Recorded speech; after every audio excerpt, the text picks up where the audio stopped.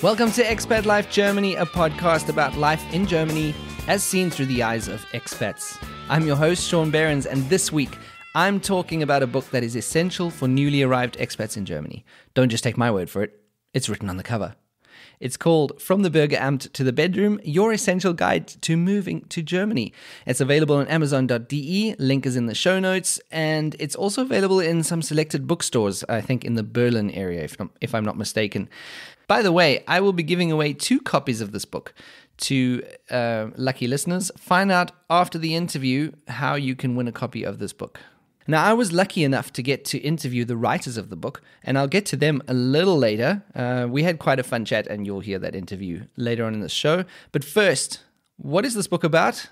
Who is it for, and why is it so useful? So it's specifically aimed at newly arrived expats, but it's also applicable to expats who have maybe been around a little longer, like a year, even 2 years. And I'll read the back cover because it sums up quite nicely what the book is about. Written by an Irish woman living in Germany and a German teacher, From the Bürgeramt to the Bedroom has been designed to make your life here easier from day one. Whether you're dealing with German bureaucracy or simply carrying out normal, everyday tasks, you'll find loads of helpful advice, answers to frequently asked questions, and useful vocabulary to guide you through. And that's exactly what this book does. So what I really like about it is they've structured it into chapters which cover specific scenarios that you will almost certainly come across as a new expat. So it's things like finding an apartment at the Bürgeramt, opening a bank account, taxes, public transport, directions. Everything you need to know about getting a start in your life in Germany is in this book. And the way that the chapters themselves are structured are pretty clever as well. So what they've done is they give you a very, very brief overview of something. So let's take chapter 4 as an example. At the Bürgeramt, they give you a rundown of what it's like to go to the Bürgeramt, why you might need to go to the Bürgeramt for a Meldebescheinigung, for example. And then they give an FAQ just after that general overview. So the FAQ is things like, how do I make an appointment? Do I have to register at the nearest Bürgeramt? Do I need to pay to register? And so on. So everything you would need to know about a visit to the Bürgeramt, how to do it, what to expect when you get there. And then at the end of each chapter, there's a section called Useful Vocabulary. And this is incredibly useful because these are the words that you can expect to come up while you're at the Bürgeramt. So for example, Citizen Center is Bürgeramt. New apartment, neue Wohnung. Newer residence, neuer Wohnsitz. So everything that might come up in your visit to the Bürgeramt is in that chapter and explained very nicely with a vocabulary at the end. So some of the chapters also have anecdotes from other expats, so like an expat story or expat tip. For example, in chapter 2, numbers, times, and dates. This is an expat story. I'm going to read it for you because I found it quite amusing. My daughters and I are trying to learn German. We've just completed our A1.1 course, and next week we move on to A1.2. This essentially means that we are now able to tell people our names, where we are from, and that we speak English und ein bisschen Deutsch. We can also count, sort of. I feel fairly confident saying my numbers up to 19, and then I have to stop. The German number for 20 is 20.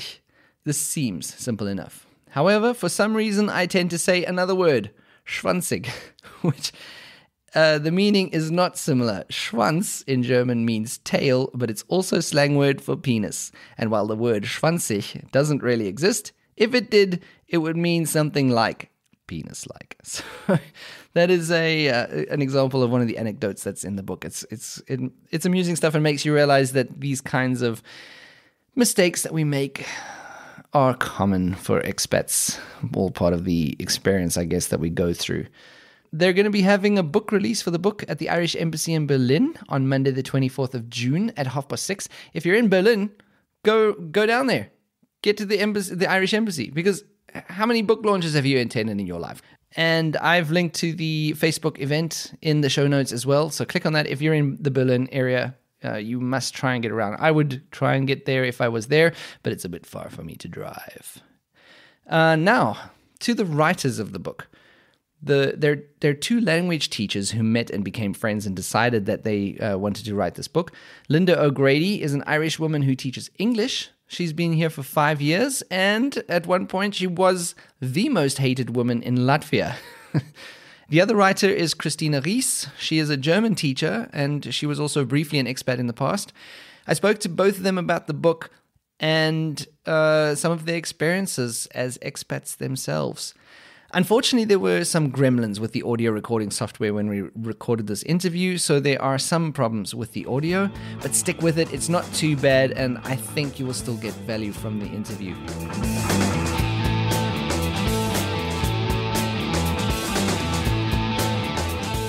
So this week, I have two guests, which is a first for the show. One is an expat from Ireland who's living in Germany, and the other is a German who is living in Germany. Their book is called From the Bürgeramt to the Bedroom. It's available on Amazon and some selected bookstores. Welcome to Linda O'Grady from Ireland and Christina Rees from Germany. Hi, Shaun. Thanks for having us. Hi. Let me start with you separately first. Linda, you're an expat originally from Ireland, and according to the author's note in the book, you previously lived in Poland and Latvia as well. So maybe you can tell me a bit about your expat background. So Poland was really more of a blip. It was a very small city, about 100 kilometers south of Warsaw, called Radom, which even Polish people hadn't heard of. So, I lasted one school year, 9 months, and then I was out of there. So I had an interview with a school in Latvia, in Riga, the capital city. Because I thought it's the capital city, it has to be a little bit more happening than the arse end of Poland. I moved there and I stayed there for 4 years. Really, really enjoyed it actually. Although briefly I was the most hated woman in the country, which was kind of an interesting experience. Ooh, well, how did that happen? What did you do? I wrote a blog. I made the mistake of being an English-speaking expat living in Latvia and writing a blog about things that I thought were kind of funny or weird or annoying. And it's not like living in Germany. Latvia is a very small country, and I think I was probably one of the first foreigners who'd ever written a blog about the place. And they did not like that very much at all. Oh my goodness. Did you get hate mail and things like that? Oh yeah, for weeks. Really? And weeks. One of the local online news portals, they took one of my blog posts and translated it to Latvian, but really, really badly. So they lost all of the humor and the tongue-in-cheek factor of it. It was basically just this foreigner hates our country, and published it. So I got about 30,000 hits in the space of a few days. And bad publicity is still good publicity. So yeah, I guess when you're kind of in the eye of the storm, it's not so much fun at the time. So yeah, it was lots of. That must have been quite stressful. Yeah, and lots of. Is that why you left? No, I wouldn't give them satisfaction actually. So that's the spirit. So I decided to stick it out, and then a couple of months later, I got an email from this really big advertising agency in Riga, because it was the year that Latvia was going to take over the presidency of the EU Council. So they wanted to make a video to introduce Latvia to the rest of Europe. And they wanted me, of all people, to be involved. So I got involved with this video, and we produced this. I was really, really proud of it, actually, really happy. This beautiful video about the country, and then everybody loved me again. And then I thought, time to go. Time to go while things are good. Yeah, exactly. Instead of being chased out by pitchfork-wielding locals. So then you went to Germany and wrote a book about the locals in Germany. That's yes, I see.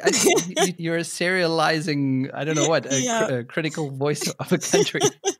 The nice thing is the Germans don't really care. No, there's so many foreigners living here and so many people writing blogs. So there's nothing to stand out about mine. And plus I generally only have nice things to say about Germany and the Germans. So nobody can really take any offense at what I say. What eventually brought you to Germany? After living in Poland and Latvia, I sort of missed systems and organization and efficiency, and it turned out Berlin probably wasn't the best choice when it came to those kinds of things, but didn't realize that at the time. But still very, very happy here. How was your German when you came? Absolutely appalling. My name is Linda, and do you speak English? Right. It sounds like me when I arrived, except the Linda part. That would have been weird. Yeah, that would have been weird. But it's the only damn phrase I know, people, so that's it. Be a nice icebreaker, though. My name is Linda. So, Christina, you're not an expat.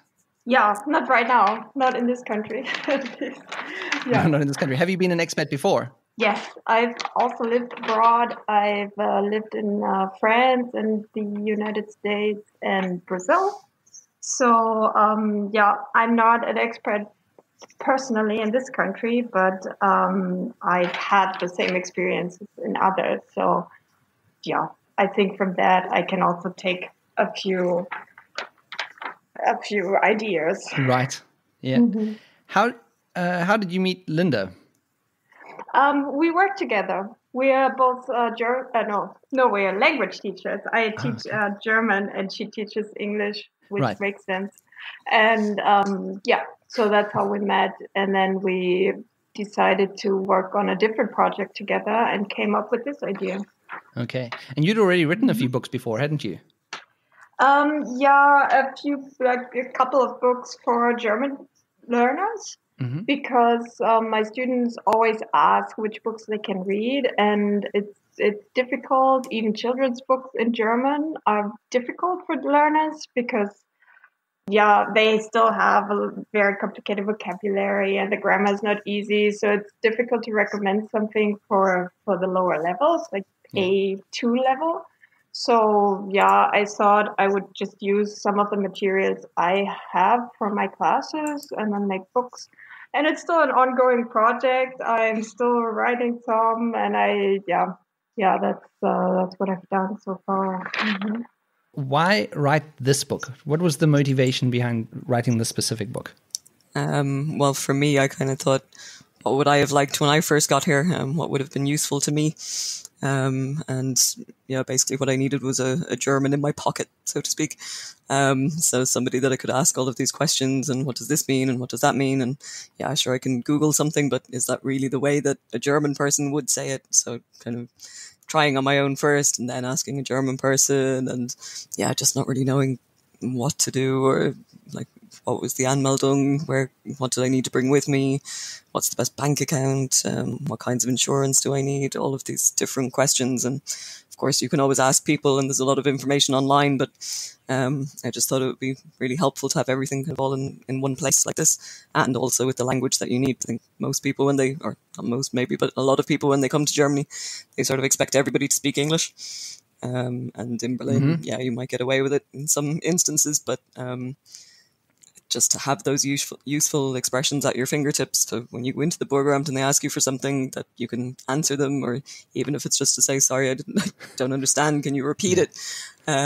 So just to have all of these expressions and phrases at your fingertips and know that they're in correct German because they're written by a German teacher. Yeah. Hopefully, yeah. Hopefully, they're going to come for you if it's not correct, Christian. We have a legal disclaimer in there. What I really like that too, the phrases that could have really helped as well, because there's two things that I really like about the book. It's the way that you've structured it, so it's very clear these are the situations, and it's very common situations, and it's situations that I think almost every single expat will find themselves in at some point. And then in the same section, you've got vocabulary that is specific to those tasks. And as you said, Linda, I think it was you were saying how many blogs there are in Germany of people writing about the country. And there's tons of blogs offering expats help. And there's tons of YouTubers and tons of, I guess now, podcasters. Yeah. but there's it's so much information all over the place. And when you do a search on Google, you just kind of get the scatter shot of possible solutions that don't fit. Whereas this book it's so simple and so elegant. It's everything just there and so easy to find. So it's really, I wish this had been around when I came. So do I. Why we wrote it.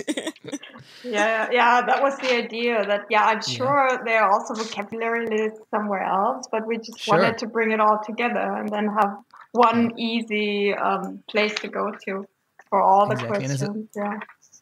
And as a starting point, it's perfect. Mm-hmm. Now, as I was reading the book, I had to smile to myself when I read some sections, because there was, for example, the section where you talk about finding an apartment and you explain how people take the entire kitchen with them, and which is a really strange concept for a foreigner. And the first time we went apartment hunting, my wife and I, the first apartment we saw had just kind of a cave where the kitchen was supposed to be, and we were like, you're going to fix that before we move in, right? And that was our kind of introduction to the fact that people take everything with them when they leave. So it's little things like that were like really struck a chord with me. Yeah. So how did you figure out what to cover in the book? How did you say, right, we're going to cover that, but we're not going to cover other things? Well, we wanted to keep it quite general, I guess. So the situations that most people have to go through. So everybody has to register their address. Everybody has to open a bank account. Everybody has to have some sort of contracts of some kind. And then I went back through, because I obviously have a blog here as well. So I went back through the blog in kind of the early days to see because it's kind of difficult to remember almost 5 years on what surprised me at the time or what was difficult at the time. So I kind of went back through that and I remember that now. Oh God, yeah, that was a nightmare. And yeah, that's sort of how the structure came about. And then obviously the basic things like numbers, times, making appointments, recycling. Yeah, I think it was just a process because we wrote a chapter about the Bürgeramt, and then we realized that we have to explain how to make an appointment first, and then it came together, and we just had our personal experiences and also all the questions that people have in our classes. So we just put all of this together and then decided which chapters would be the most useful for the most people. And then, this is how we ended up with the 20 chapters there are. And we just hope they will help everyone. Yeah, I follow a lot of the expat like Facebook pages and Free Advice Berlin and these kinds of things. So the same questions come up all the time. So that was a big help in deciding what would be important to people and what people would find useful. Yeah. I saw, even since reading the book, I'm also obviously on a lot of those forums, and I saw, like you say, exactly the same questions, and I keep thinking, I should plug the book. And in some cases I have said, hey, there's a book out there that can help you with exactly this. So it's great. I'm currently stalking all of them. Yeah. Private messaging people randomly. Hey. Yeah. Hello. I hear you're new here. You've just arrived, haven't you? Yeah. It's not creepy at all. No. Good marketing ploy, I think. Do it until you get arrested. Yeah, exactly. So one of my favorite chapters is the chapter about the bedroom. It had me nodding the whole time because that's another thing that I can 100% relate to, with the beds with the two separate mattresses and covers. My wife was horrified when we saw that as well. We were like, why would you do that? And then I think this paragraph about the pillows is one of my favorites. So I'm just going to read the paragraph from the book. Last but not least, pillows. Probably the one thing that has most foreigners rolling their eyes, raising a confused eyebrow, and shaking their heads in bemusement. You see, pillows in Germany are not your standard rectangular haven of loveliness. No. Not content with this, the Germans have created massive square monstrosities that have the approximate consistency of a soggy marshmallow. It doesn't matter how much you fluff them, pile them, or beat them. As soon as you lay your head on a German pillow, the stuffing retreats to all four corners and your head is left languishing pathetically on the mattress. Why Germany? Just why? And I must stress that why Germany, just why is in the original text. And I couldn't agree more. That is one of the most perfect paragraphs that I've ever read. It's funny because it's true. That is so true. So Christina, has writing this book made you realize that there is something wrong with what Germans find comfortable in a bedroom? No, actually, no, because it's just different. So I personally don't use these pillows. Neither do my parents. So it's not everywhere. But if people do like them, then they can use them. And it's it's just to show that there are differences, and there's nothing wrong with this if you like it. Use these pillows. Yeah, if you like it. Yeah. I do not understand it, but if you like it, that's fine. Exactly. You can use those pillows. Some chapters have little anecdotes from expats. Were these from people that you know, or where did you get them from? Actually, no, only one was from somebody that I actually know here in Berlin, the Canadian girl at the beginning with her fly open and all of her bits hanging out. If you want to hear more about that story, folks, you have to read the book. Yeah. I think that's a great tease, the one with her fly open and her bits hanging out. If I hadn't already read the book, that would be the point where I'd be on Amazon immediately. Your motivation to buy it. one with the numbers. That was another blogger that I don't know her personally, but she sent me the story just saying you might find this amusing. The rest I put a post on Reddit. So the American guy with the petrol fraud. Oh yeah, that's really my favorite one. He was just a totally random guy on Reddit who sent me that story, and so a few people on Facebook, and so no, most of them I didn't know the people at all. That's great. I love those stories. I love those kinds of things because it kind of makes you realize as an expat that these things do happen, and that's I guess that's just one of the things about moving to a foreign country, and especially speaking a foreign language, is that you will make some clangers, as you call them in the book, right? I mean, that's just what's going to happen. For sure. Yeah. Linda, as an expat, what's your biggest clanger? I guess mostly language-based in the beginning. I would just try and translate directly from English all the time, which obviously didn't really work. So I remember the first time I tried to hochfumpf a table full of Germans thinking, high five, hochfumpf. I was like, hochfumpf! And they all nearly fell off their chairs laughing. Schlaffy Kopf for sleepyhead instead of Schlafmutze. And then my flatmate was very careful to point out that I should pronounce it as, I still can't even hear the difference. Schlaf is sleep, and Schlaf with 2 Fs means flaccid penis. Really? Yeah. So I still can't. Maybe we can get Christina to say the difference between the two, so we might actually be able to hear. One is Schlaf and one is Schlaf. Well, there's a. I can hear it. It's so clear. Yeah. You see, Linda? You see? And then just trying to make people laugh, really. So es ist nicht vorbei, bis die dicke Frau singt. It ain't over till the fat lady sings, which obviously does not work in German. But that gets a laugh or two. Yeah. I think as an expat, you have to be. There's a certain level of, how can I put this? You got to get rid of your ego somehow, because the only way that you learn the language is by just saying things as they come into your head. And that means that quite often you're going to say some really stupid things. And I always notice when I've said something stupid, because they don't always laugh out loud, but the Germans kind of just stare at you with a slightly scrunched forehead, where they just kind of figure out what you just said and if you meant it as a joke. And then I know, okay, I just said something really strange. Yeah, that happens to me quite a lot. But you just have to keep on trying, and you probably start off directly translating and making a total idiot of yourself. But if you don't keep trying, then you're not going to make any progress. So, you just, like you said, put your ego to one side and just get on with it. Just do it. And fortunately, I was quite, I made a fool of myself even before I left, when I still lived in South Africa. So it was just making a fool of myself in a different place. But you, Shaun, you live in Bavaria, right? So, and in a smaller town, or?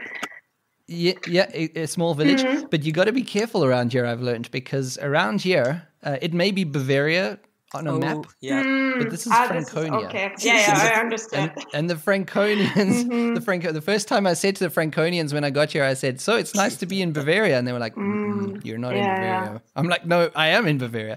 So that is something I had to learn here: is that the regions are very, very. They see themselves as like their own little units, if you want to put it that way, or their own. I don't know how to put it, but it was quite amazing. One of my favorite stories actually was I went to a town hall meeting where everyone was upset in my village that they wanted to build this massive skyscraper, and by skyscraper I mean 6 stories. And the architect that they had gotten was from North Germany, so already it's kind of like some level of not from here. And then he stood up in front of the town hall meeting and he said, it is so wonderful to be in Bavaria and see so many people at a town hall meeting. And there was almost an instant riot. They were just like, "This is not Bavaria, this is Franconia." And I'm like, "Oh my God, this is amazing. I should have gone to town hall meetings way before I have." So yes, I live in a little village in the middle of Franconia. We're about 40 kilometers away from the nearest city. And it's really beautiful out here, but it's, rural life is quite interesting. And I assume it's also quite different from the expat experience in Berlin, for example, because here it's so English speaking and you hardly need any German. And I think for you it's probably hard to get along with English. Yeah, there is no way we could have made this move if we didn't have a certain level of German ability, because it's they also speak very strong Franconia out here. It's not like in the cities where there's a lot of Hochdeutsch or a lot of different people from northern Germany or wherever. Out here, it's really Franconian, and it can be very difficult to follow, even when they're speaking Hochdeutsch. So if our German wasn't at a good level, we would really be struggling out here. And I know some expats who are living out here as a couple, and they've got limited German, and I think they're struggling. Yeah. So it's definitely for expats, the cities are the way to go, I think, especially in the beginning when you're still learning. Yeah, definitely. And then Berlin is also different than, for example, Munich or Hamburg. Berlin is really, there are so many people here who don't bother learning German and get along. There are always things you cannot do, and then you still live in your bubble, but it's just way bigger than in other places. Yeah, it's so true, and I think that's the danger as well for expats, is that I think in the beginning you have to make friends with expats. And I've had a guest on the show previously, and we discussed exactly this, that in the beginning, you have to rely on your expats friends to show you the ropes, and unless you have a certain book in your pocket. But you need those expat friends to kind of help you figure things out and go through them. But it gets very comfortable very quickly, especially when you consider making connections to Germans is a little more difficult, and you've just got to be careful of that, of getting too stuck in those bubbles. Mm-hmm. Yeah. I guess it depends how long you want to stay and if it's worth it for you. But exactly. Yeah, and that's why we also put this vocabulary section. The book is not meant to be a language book or it's teaching anything, but it's also usable for people who really do not speak German yet, and then they can at least understand and use a couple of phrases in these specific situations. Yeah, for me, the most important thing was just becoming a functioning human being as quickly as possible.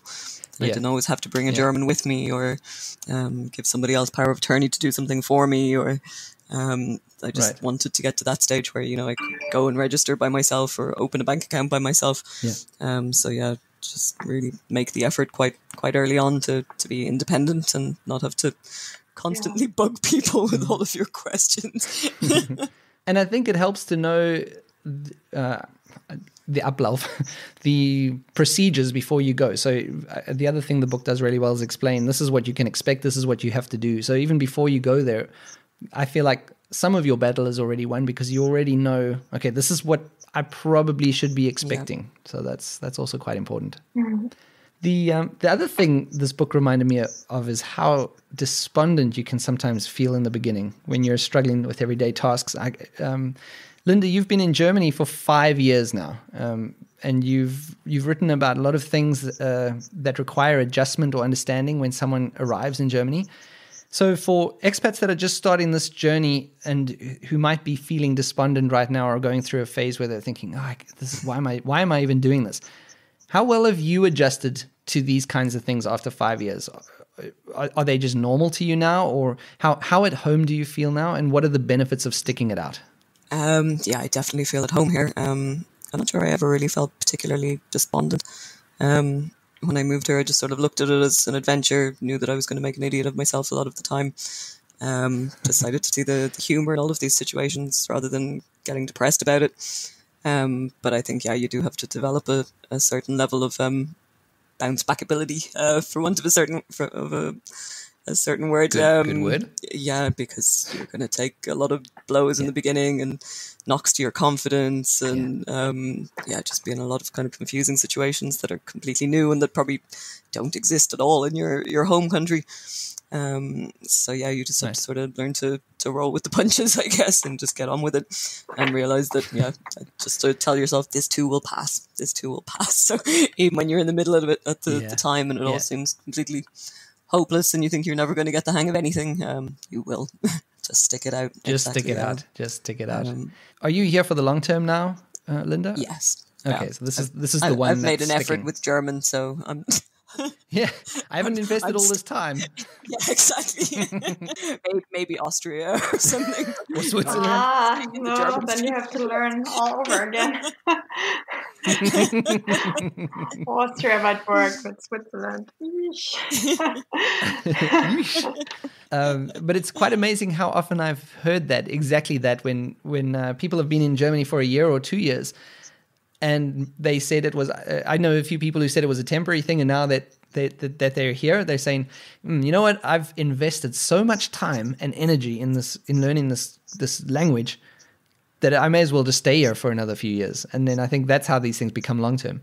Yeah. Plus, I'm a freelancer as well, so it takes time, obviously, to build up connections and clients. And I kind of feel like I'm at a place now where I've got that kind of under control. I've got my regular clients, so to go somewhere and try and start all over again, I think would just be really, really difficult. So yeah, but yeah, I still get I'm sure a lot of expats feel like this. I still get the fear every time I open my mailbox because maybe I've forgotten something or I didn't pay something, and there's going to be some horrible letter or fine in there waiting for me that I'm not expecting. So I sort of open it with one eye kind of half closed and wince at it, and then it's like, oh, great, gotta wait for another day before something catches up with me. Who knows what tomorrow brings? I didn't even know existed. So yeah.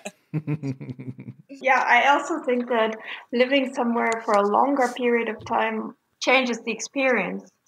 For example, for me, this is something I've never done. I've always stayed for just 1 year, and it's different. You see it as fun, and things don't work out, but it doesn't matter. But if you're here for the long run, then you want a normal life. You want to participate in everything that you would have done in your native country, and then it changes the life and what you expect of it. And that's interesting. And also, it is interesting, and I think things also become easier. Like you were saying, when you get past all those initial difficulties and you get through the things that you think are insurmountable. Once you get past all that, everything suddenly becomes easier and feels a lot more comfortable. And before you know it, it's kind of home. Mm-hmm. Yeah, things that kind of stood out as weird or impossible in the beginning just becomes normal life after a while. Yeah, and that's the other thing. Reading this book, I was almost envious of people coming here now, because when I was reading it, some of the things I'd forgotten that I went through. Linda, like you said earlier on, you had to go look at earlier blog posts of your own to remember. Oh yeah, that was a thing that bothered me, or that was a thing that made me stressed, or whatever. It was the same with me as I was reading through the book. I'm like, oh yeah, I can remember what a mission it was to do X, Y, and Z. If this was when you don't know about it, I'm almost envious of these people. Like it's such an adventure, and it's also something to be enjoyed. I think, even though things might be difficult, it's such an adventure. Maybe it also makes you feel good now to feel how much easier it has become. And then you remember the struggles and you feel better now. Yeah, exactly. It gives you some context as to where you are at the moment in your life and what you've come through. Yeah. Yeah, you sort of realize how much you've achieved along the way. Yeah. So Christina, from a German experience, and with you obviously have a lot of interactions with expats, you deal with them on a daily basis, I would imagine. Mm-hmm. What is your top advice for new expats coming to Germany? Other than read your book. I like read your book is number one. What is number two? Yeah, exactly. Nothing for a long time, but I just say keep an open mind and don't get frustrated. Yes, some things will be different and maybe worse than what you're used to, but you should just appreciate the experience and enjoy this time of your life. And Linda, what's yours? I definitely second what Christina said. And I think my top tip would be learn the language, at least get to a stage where you're functional. I was lucky enough to make some German friends straight away, pretty much actually on my first evening when I arrived. And when we used to go out for a drink, he would point at things in the bar and go, "Was ist das auf Deutsch? Was ist das auf Deutsch? Was ist das auf Deutsch?" Sag mal. So, before I arranged to meet him, I'd be at home looking things up on Google, going, okay, what could possibly be in the bar in front of us? Okay, there are going to be glasses, there are going to be and then he'd point at the ceiling or something random, and I'd be like, God, didn't think to look that up, for God's sake. That's kind of random, isn't it, German person? But it was really good motivation. He was like, "You're living in Germany, you learn the language," and so I'm still definitely not perfect by any means, but it's definitely made my life easier, and it also makes it easier to get to know Germans and their mindset and the culture as well, because there are so many brilliant expressions and things like that just really give you an insight into the German way of thinking. Be part of the real life, right? Otherwise there's always a limit, and then you have to ask for help again, and you can't do this class, or you can't join this group, and it's just less fun and less real life. A lot of people don't learn the language or stop learning the language, and especially in Berlin, it's okay, you can get along, but it's not the full experience. Yeah, I agree. That was also the biggest, it was my biggest frustration, but my biggest help when I was more fluent. Yeah, definitely makes life easier. So this book was self-published, right? Yeah. Maybe you can tell me a bit about that process of, was it stressful or? Well, first you read the book. So that's the straightforward part that everyone understands. And then, so we published it on Amazon, and they provide the infrastructure. It's actually fairly easy to self-publish. But of course, you have to do all these things like formatting, creating the cover, and things that are just outside your skill set or our skill set. We didn't know how to do that, and we had to figure it out. And it was, it didn't work out at first, and we had to try and find out. And we've learned a lot on the way, and hopefully it's a good result. But so now it's available on Amazon, and we're now talking to bookstores, and of course we want to sell it in other ways too, but this is definitely more difficult. And getting it in the bookstores, getting it in this system is very difficult, and the conditions are different, and so we're still trying to find a way here. Yeah, there's so much to learn, really, once you start doing this stuff, and so much about German law that obviously I didn't know because it's my first time doing anything like this. But it's been a real learning experience, that's for sure. Yeah, things we didn't expect. We had to found a company because we're two people, so it's the easiest way. And that's not coming to one of your houses, is it? Those sirens in the background. No, I hope not. It sounds classic Berlin, all right, but it's not mine. No, it was mine. So we had to found the company, and then we had to deal with all the tax things and the official forms and so on. And you go along, you learn. And hopefully now it's all correct, but we still don't know really. Well, the important thing, the book is out there. Yeah, all of this stuff after writing the book was more complicated than writing the book. Yeah, it sounds like it. It sounds like there's two distinct processes, and the one part is the easier part, and the other part is getting the book published and out there. Yeah, definitely. It's also interesting and the exciting part. It's something we've never done, and we want to find out, and we want to go all in and see how far we'll get. And it's a good learning experience. Great. Well, I think that the book is going to benefit a lot of people. I hope that a lot of expats get to see the book and get to know the book. I personally, even like I said, even me being here for 12 years, I like the book, and I will definitely recommend it to expats and people that are in these positions that need this help. So good job. I love it. Fantastic. It's always nice to hear. So thank you so much to both of you for taking the time to come on the show. I appreciate the trust in the podcast, by the way, because when you contacted me, there was still no first episode. I was just in the process of putting the first one together, I think. Yeah, thank you very much for taking the time and coming and talking about your book. No, thank you very much for inviting us and talking to us. So that was my discussion with Linda O'Grady and Christina Ries, the writers of this great little book. The book is available on Amazon. The link is in the show notes. Also, follow them on Twitter at Bürgeramt to Bed. That's at BUERGERAMT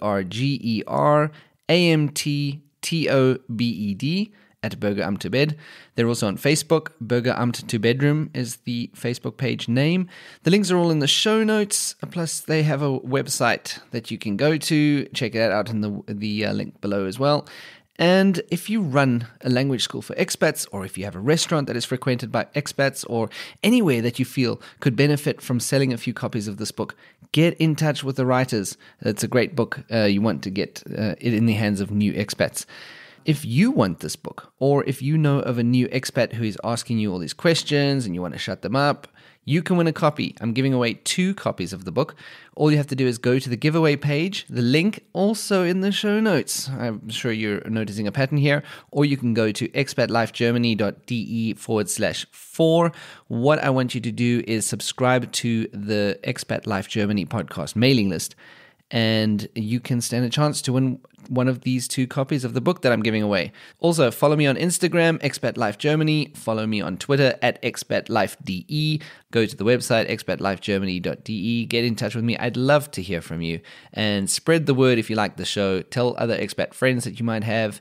And I'll speak to you next time.